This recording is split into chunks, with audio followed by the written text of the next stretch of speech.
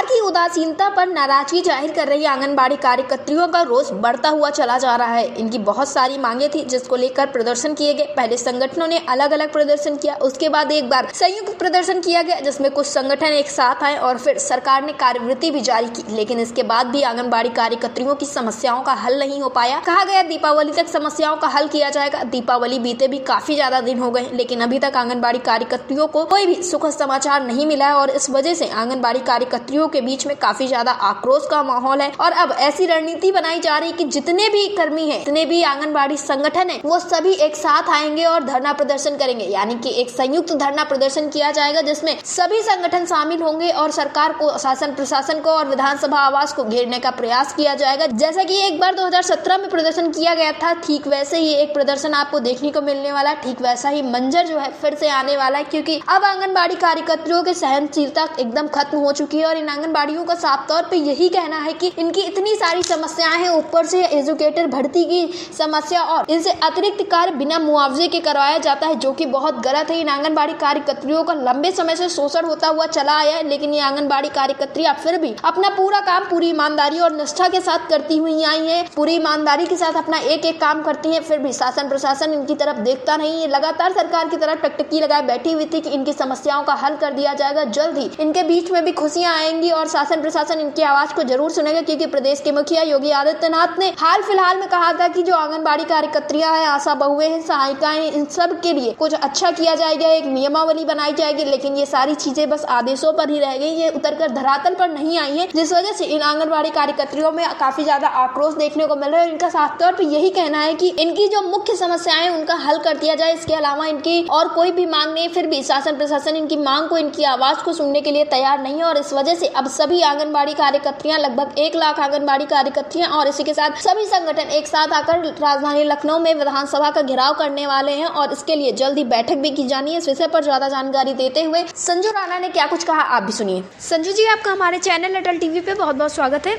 नमस्कार।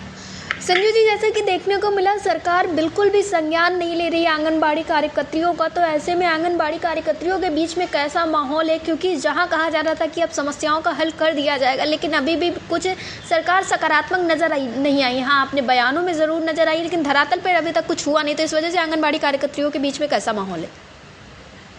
बहुत गुस्से का जोश है सब में और आंगनबाड़ियाँ बहुत गुस्से में हैं। अगर ये हमारी लोगों की मांग को नहीं पूरा करते हैं तो हम लोग एकत्र होके सारे संगठन जितने हैं सब मिलके और एक भारी प्रदर्शन करेंगे, धरना प्रदर्शन, जिससे इनको बहुत ज्यादा वो करना पड़ेगा। लेकिन संजू जी, देखने को मिला आप लोगों के द्वारा अभी हाल फिलहाल में प्रदर्शन किया गया था, कई सारे संगठनों ने अलग अलग भी किया, कुछ संयुक्त संगठनों ने भी किया, लेकिन सरकार ने कुछ उस पर दिखाया नहीं, सरकार ने कुछ किया नहीं अभी तक। हाँ, कहा था दीपावली तक हो जाएगा लेकिन दीपावली बीत गई और अभी तक उस आंगनबाड़ी कार्यकर्तियों के लिए हुआ नहीं है।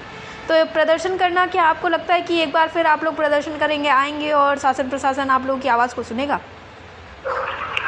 अब विचार तो यही है कि अगर हम लोग एक, क्योंकि उस समय तो कम संगठन इकट्ठा हुए थे तो हम लोगों की बात को इन लोगों ने जो है वो कर दिया।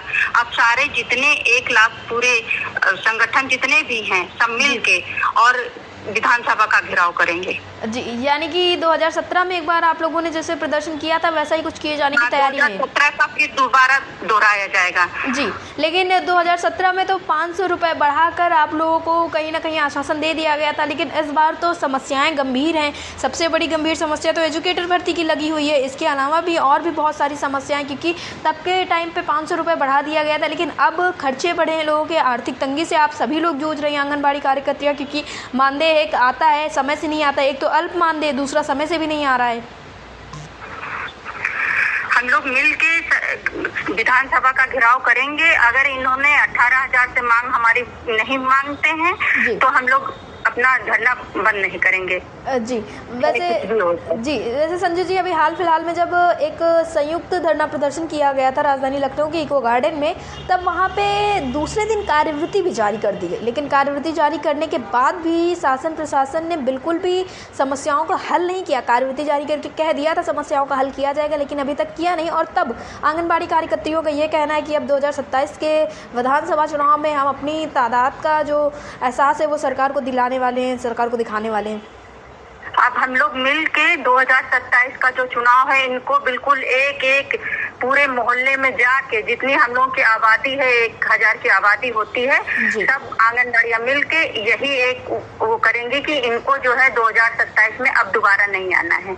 जी संजू जी, इसी के साथ मैं आपसे जानना चाहूँगी, जो आपने बताया है संयुक्त धरना प्रदर्शन की बात, तो इसकी कुछ तारीख वारीख तय की गई है? बैठक का कुछ सिलसिला जारी हुआ है या फिर अभी बस संगठनों के बीच में ही बातें चल रही हैं? नहीं, अभी बैठक की डेट रखी जा रही है, जल्द ही रख के आपको सूचित कर दिया जाएगा। जी संजू जी, एयरटेल टीवी से जुड़ने के लिए बहुत बहुत धन्यवाद। नमस्कार।